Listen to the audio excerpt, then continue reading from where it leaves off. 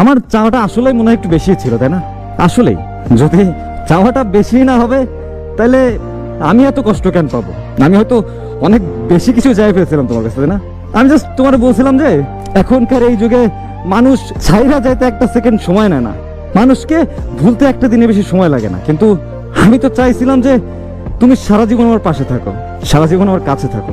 হয়তো আমার এই চাওয়াটাই সব থেকে বড় ভুল হয়েছে, তাই না?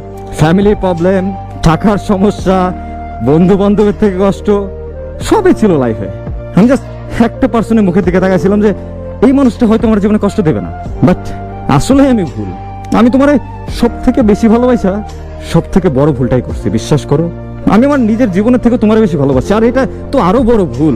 কারণ আমি হয়তো বুঝাই উঠতে পারি যারাই তুমি সব থেকে বেশি ভালোবাসবা সেই মানুষটা একটা সময় চলে যাবে, সেই মানুষটাই একটা সময় কষ্ট দিবে। এই জিনিসটা বুঝে উঠতে পারিনি। আর তাই তো জীবনের সব থেকে বড় কষ্টটা তোমার কাছ থেকে আমি পাইছি, যারে আমি জীবনের থেকে বেশি ভালোবাসছি। এইসব জিনিস আসলে আফসোস লাগে অনেক, যে তোমার কাছ থেকে আমি এটা পাবো, এটা কখনো আমি আশা করিনি। আমি কখনো অন্তত ভাবি নাই যে তুমি আমার মাঝপথে রেখে চলে যাবা। আমার থেকে অন্য কাউকে তোমার ভালো লাগবে, আমার থেকে অন্য কারো টাকা পয়সা তোমার কাছে আমার থেকেও বেশি মূল্যবান মনে হয়ে যাবে। আমি এটা কখনোই ভাবিনি। আমি, বিশ্বাস করো,